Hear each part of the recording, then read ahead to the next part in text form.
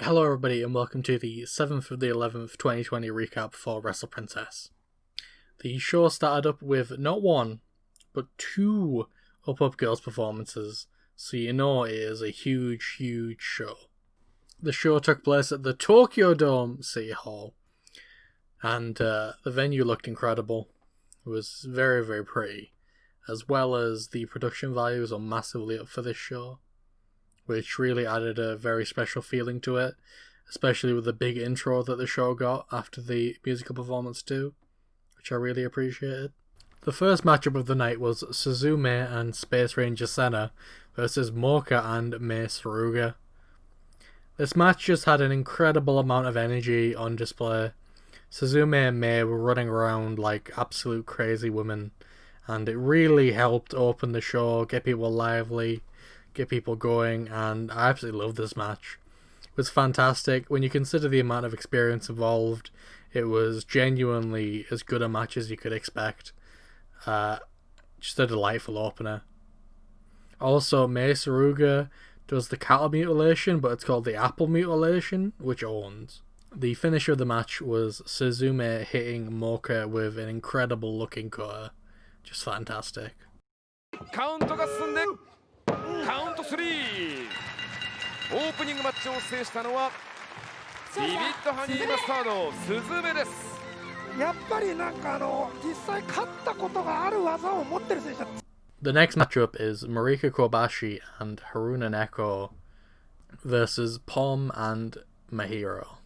This match really suffered because of the placement on the card it had, in that the first match massively overperformed, and the match after it is also excellent, while this match merely suffered the indignity of being good, which on this card is basically a death sentence. But otherwise it was, a perfectly acceptable match on any other card. The finish of the match was Mahiro hitting a great looking spine buster for the W. Next up is the first of the International Princess title tournament, is Hikari Noa versus Mirai Miyumi. This was an excellent, hard-hitting, stiff match between two very good wrestlers. They did a really good job making Hikari look like a legitimate challenger here, and Mirai put out some great fire as well. She seems to be really adapting to her role well on the roster. Other than that, it's just an excellent match. It absolutely blew away expectations once again, as this card does quite a bit. The finish of the match was Hikari doing an incredible kick out from a lariat, and then hitting her Uranage with a great bridge for the win. だがまだ真由美も武器を持っている。打たせトラスティック。これも深く入りました。でも光かなり腕苦しそうですね。そして未来の方はラリアットをクリーンヒットさせることができれば決勝戦へと駒を進めること、さらに確実性を増しますが、諦めないのは光。これが決まるか。出るかブリザードスープレックスホールド固めた。すごいブリッジカウント3。これはね、もう強い弱いより執念の差だったような気がしますね。そうですね、気持ちで抑え込んだ。 Next up is the other International Princess title semi-final, Kamiyu versus Shoko Nakajima. Now obviously coming into this match, Kamiyu was the dark horse, but they definitely didn't book her like that, because she really dominated this match, and Shoko played an excellent role as the underdog, really emphasizing the size difference between the two.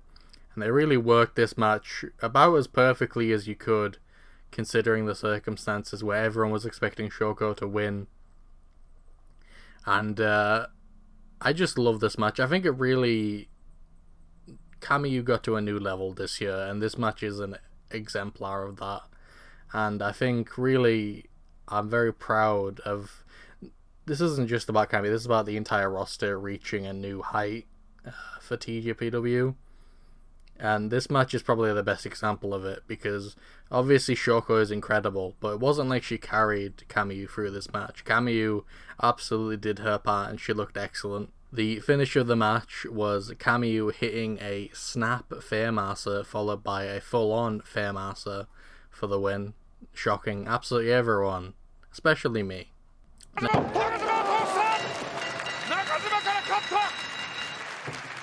Next up is Raku versus the return of Yuna Manase.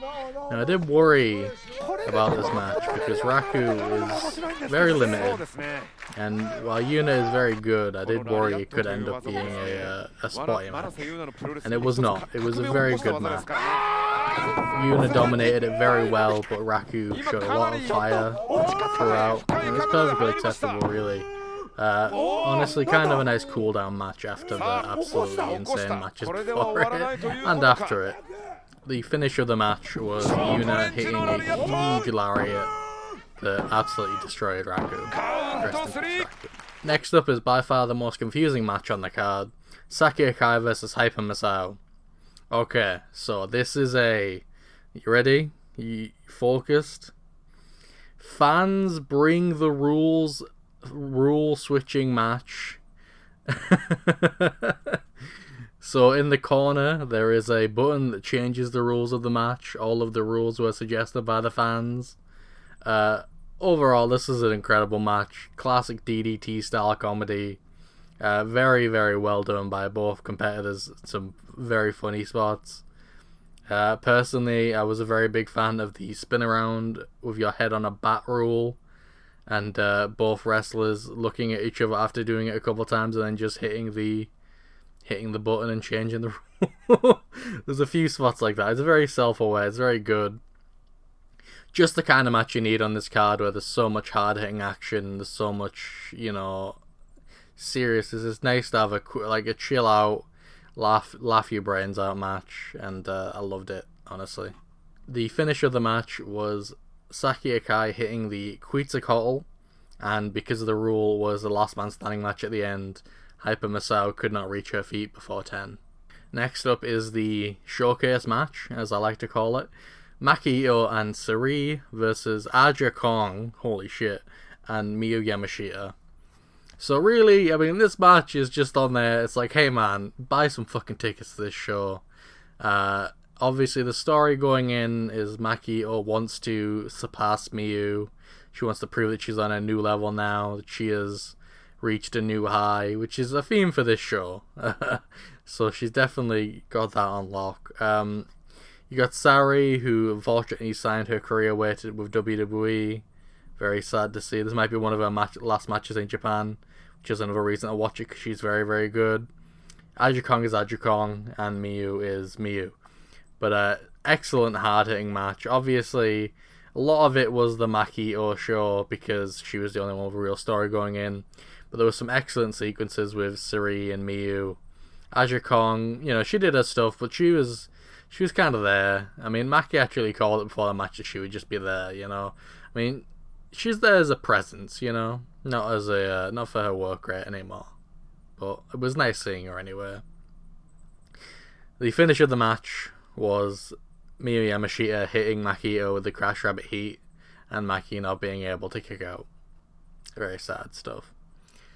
Oh well. Moving on. Next up is the International Princess Title Tournament Final. So it is Hikari Noa versus Kamiyu. This is an excellent setup for a match because really either of them could win it when you get to this point. Neither of them were the favourite going in, although they were, I think, both tipped as dark horses to win it.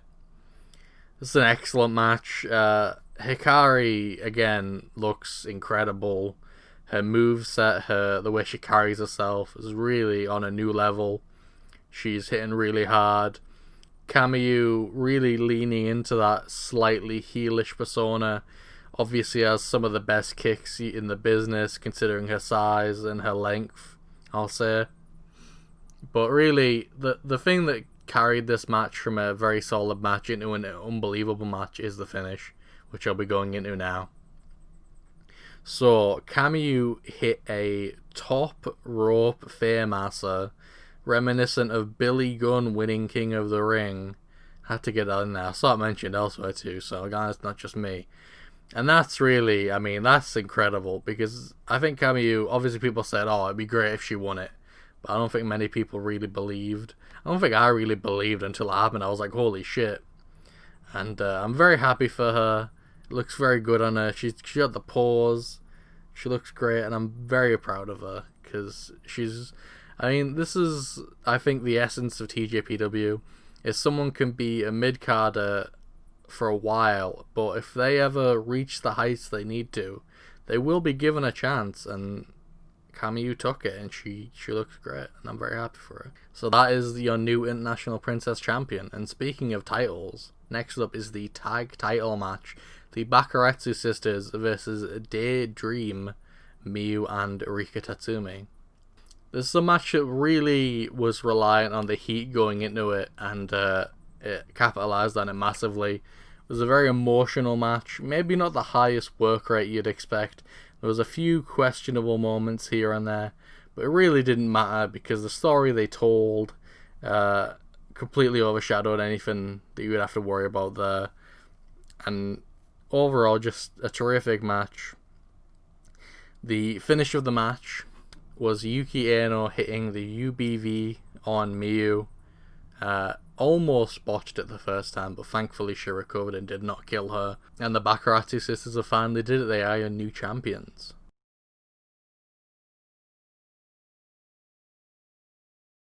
Next up is a match I can only describe as a classic. Just a complete masterclass of everything you need to do to have a fantastic match in wrestling. You had a fantastic story going in that they are both best friends and tag partners. This is, of course, Yuka Sakazaki versus Mizuki, in case people had forgotten what the main event of this card was. And really, they had a huge burden on their shoulders, because they were the money match. You look at this card and you're like, oh shit, it's got Yuka Sakazaki versus Mizuki. This is real. This is a big deal. And they not only met the expectations that come with being in that spot on TJPW's biggest ever show, but they actually surpassed them. And they had, I mean, listen, I'm not a star ratings guy, you know. I don't think there's any point in comparing, you know, Omega Okada 3 and this match. I know a great match when I see it, and this is it. This is as pretty much the peak of what you can get in wrestling, you know. And if you watch wrestling, this is the kind of match that keeps you up at night waiting for and getting excited for. And I guess I should probably stop being so emotional and actually get into the match and maybe talk about some of the details to try and sell it. So before I do that, I do actually have to get into some other things. So haha. TJPW has long been a company that has received the backhanded compliment of having great stories but not as great wrestling, and this match had both. Before the match, Yuka Sakazaki did an interview where she noted that some people who had left the company recently said that TJPW is a group of great girls who do boring wrestling, and she fired back by saying that at least they aren't about backstage interviews with catfights and bikinis, which, you know, I think everyone can see who that dig is at. So naturally, because of Murphy's Law, there was a dodgy start to this match in which Yuka Sakazaki's top came undone, and she had to essentially work an MMA front press to essentially work the match at the start, and then, you know, have a justification for slamming her boot into Mizuki's face as she does over top, which I thought was excellent. And I think it's, you know, as someone who's stepped into that ring and has done that kind of thing, the amount of anxiety that goes into making any kind of mistake or anything going wrong is unbelievable. So the fact that she was able to remain calm and not panic and do all that, and, you know, almost seamlessly work it into the match and part of the story, is a testament to what an incredible wrestler Yuka Sakazaki really is. As far as the match actually goes, it was actually, I mean, it had everything. So you are obviously, with these two, the aerial high flying, you had the absolutely sick spots that you would expect. You had some really well applied submissions, you had really passionate strike exchanges, but I mean, everything here is, as it always was, a TJPW. It's the story, and the story of the match is these are two best friends who want to be the best, but they're also best friends, and they're cognizant of that fact. There's one moment in this match that I absolutely adore, and it is Yuka grabbing Mizuki's hand and them just beating the shit out of each other. And I thought that was excellent. I thought genuinely, if you're gonna watch any match this year, you should watch this match because it's the best match. There's nothing else that even gets close to the level of build up to the actual living up of expectations. I refuse to believe anyone has watched this match and been disappointed by it going into it. That's why I'm not afraid to hype it up and say this is the match of the year. Everyone else can pack it up. It's over. It's done. The finish of the match was Mizuki hitting the whirling candy, to which everyone promptly lost their minds, and then Yuka kicked out, so everyone lost their minds again, and then Yuka hit a spinning magical chicken bastard for the win, to which everyone once again lost their fucking minds. It's a great finish. It's a great match. I love Wrestle Princess. I love TJPW. After the match, there was no angle. Nobody betrayed anyone.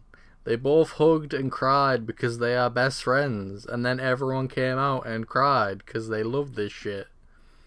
It was very sweet. There was no cheap heat. There was no fuck finishes for no reason. It was just a great show. And I can only hope the TJPW builds and gets better, because if it goes at the rate it's going, oh my god, it's going to be greatest wrestling company that ever existed.